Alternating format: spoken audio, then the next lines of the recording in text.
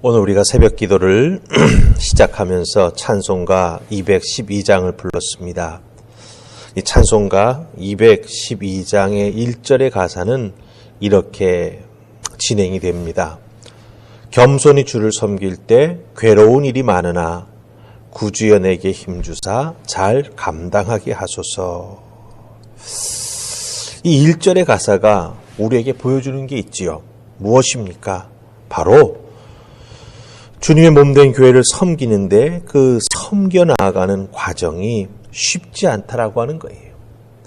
늘 겸손한 마음으로 교회를 섬기며 주를 섬기는 것이 쉽지 않다라고 하는 것입니다. 섬길 때 괴로운 일도 만나게 된다라고 하는 것이죠. 나의 선한 마음과 생각이 그대로 전달되지 못하고 때로는 어려운 일도 만나게 된다라고 하는 것입니다. 그래서 겸손 그리고 섬김이 쉽지 않다 이것이지요.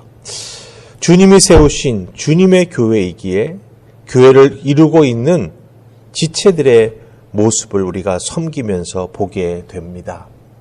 나는 겸손한 마음으로 나아가지만 또 섬김이 쉽지 않지만 그 섬김을 통해서 우리 주님께 영광 돌리기를 소망하며 이렇게 나아가지만 섬길 때에 그 섬김을 받는 지체들에게 있어서 보여지는 여러 가지 모습이 있습니다.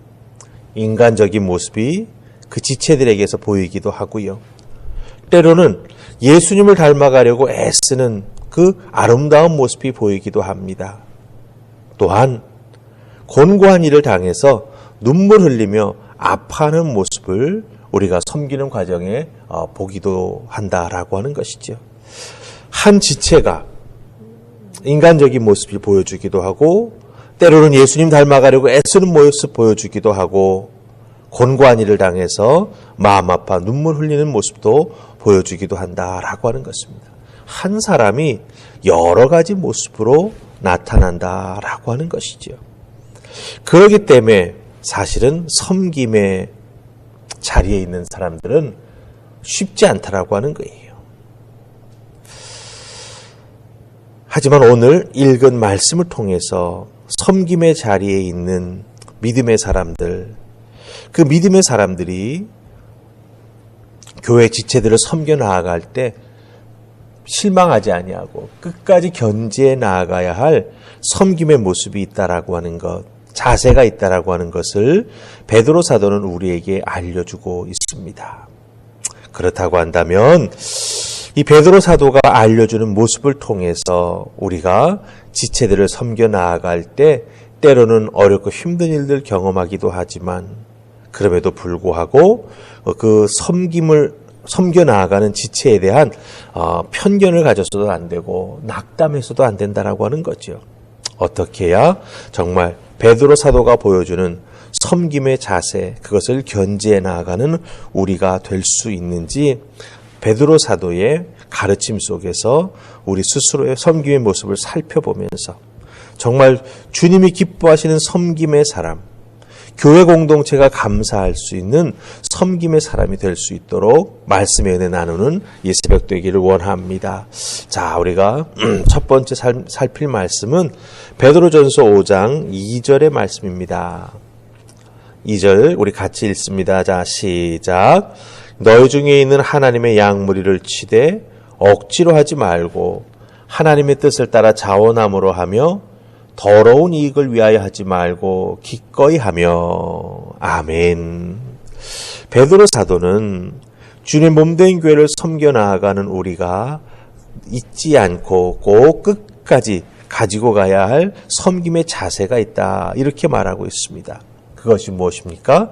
억지로 하지 말라라고 하는 거예요. 이 억지로 하지 말라라고 하는 것은 의무감에 의해서 혹은 자기 자신을 바라보는 사람들의 시선 때문에 섬김을 해서는 안 된다라고 하는 겁니다. 섬길 때 기쁨이 있어야 되고 섬김의 열매 때문에 감사의 고백이 있어야 하는데 억지로 하게 되면 어떻게 됩니까? 의무감에 의해서 하게 되면 어떻게 됩니까? 이 기쁨과 감사의 고백이 없어지게 된다라고 하는 거지요.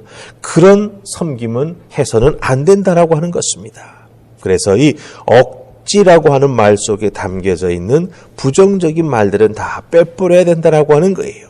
사람들의 시선 때문이 아닌 주님을 향한 사랑 때문에, 그리고 주님께서 허락해 주신 은혜와 능력을 갖고 섬겨 나아갈 때 섬김을 받는 이들의 변화, 그들이 하나님을 사랑하는 마음의 믿음의 모습이 점점 성장해 나아가는 그 모습을 보고 감사할 수 있는 우리가 되어야 한다.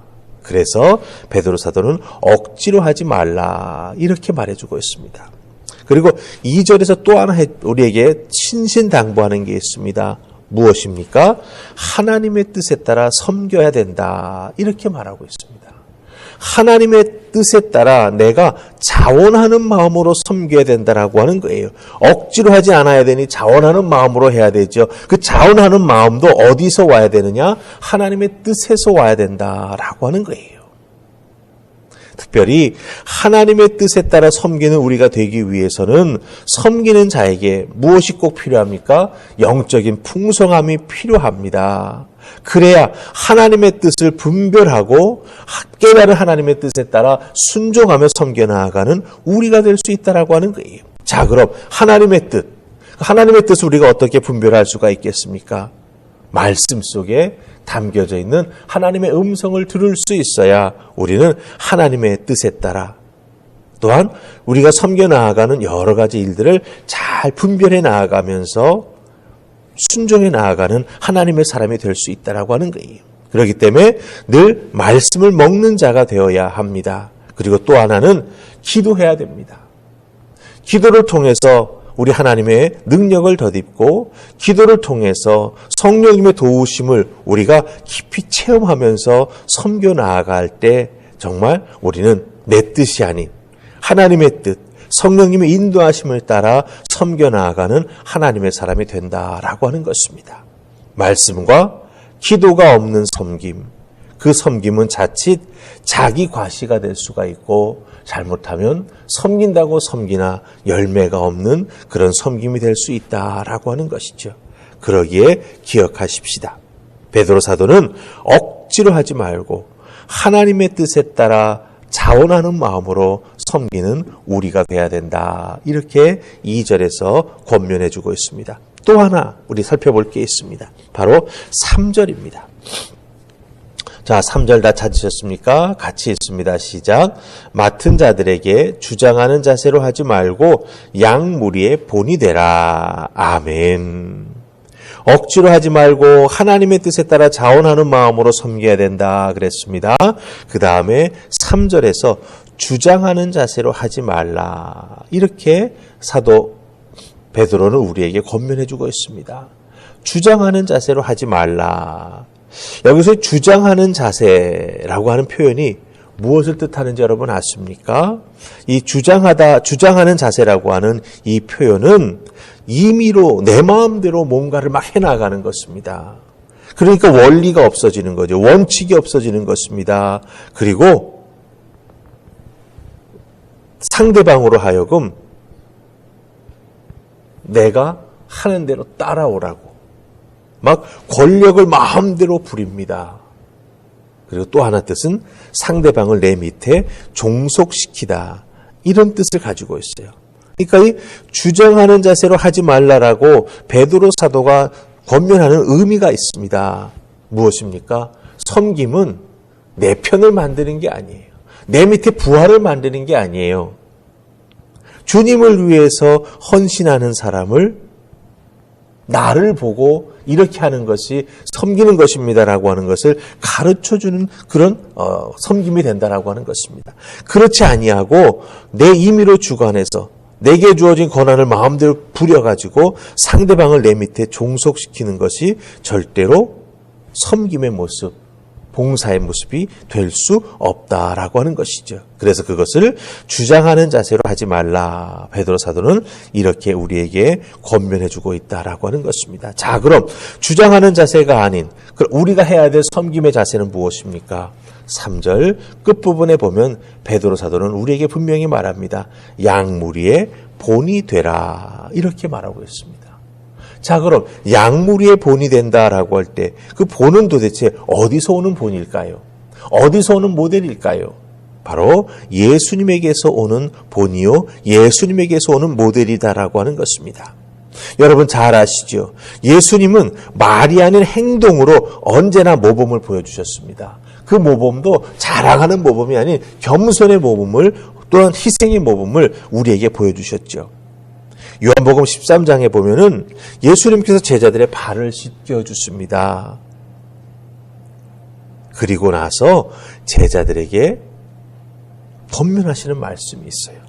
먼저 발을 씻어주시면서 섬김의 본을 보여주신 다음에 서로 사랑하는 자가 되라, 이렇게 말합니다. 내가 너에게 새 계명을 준다.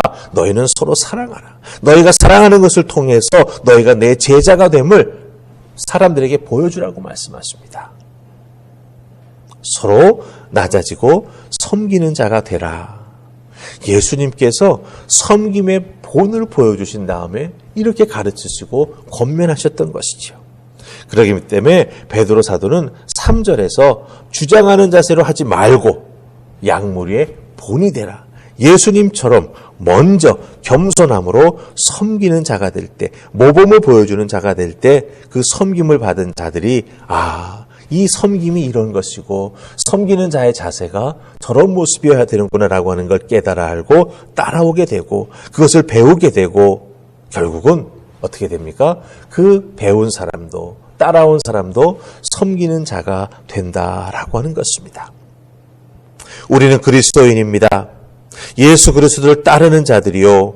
이 크리스찬이라고 하는 말 자체의 뜻대로 우리는 그리스도 출신이라고 하는 것이죠. 예수님처럼 억지로가 아닌 주장하지 아니하고 먼저 솔선수범하는 우리 그리스도인들이 될 때 우리들의 섬김의 자리에서 많은 열매가 맺혀질 것이고 특별히 주님 몸된 교회된 우리 하늘품 화평교회는 섬김의 열매가 풍성한, 그래서 서로 사랑을 나누고 이 세상을 향해서도 거룩한 영향력을 미칠 수 있는 아름다운 주의 교회가 될 줄로 믿습니다. 오늘 여러분 주어진 삶의 자리에서 예수 그리스도의 모범을 보여주고 예수 그리스도의 모범을 따라 나아가는 여러분들 다 되시는 섬김의 사람 되기를 주님의 이름으로 축복합니다. 아멘. 우리 기도하십시다. 주님 감사합니다. 이 새벽 저희들에게 베드로 사도의 귀한 음성을 들려주시니 감사합니다. 주님 몸된 교회를 섬겨 나아갈 때 때로는 괴로운 일이 있지만 그럼에도 불구하고 주님의 힘, 주의 은혜를 의지하여 잘 감당해 나아가는 우리가 되게 하여 주시옵소서. 날마다 섬기는 하나님의 사람, 기도의 사람, 말씀으로 은혜 받고 말씀을 실천해 나아가는 우리가 될 때 정말 주의 몸된 교회, 또 우리들의 신앙에 주의 은혜와 주의 축복과 열매가 풍성하게 될 줄로 믿습니다. 오늘도 도우시고 주님과 동행하는 주의 사람 다 될 수 있도록 이끌어 주시옵소서. 예수님 이름으로 기도하옵나이다. 아멘.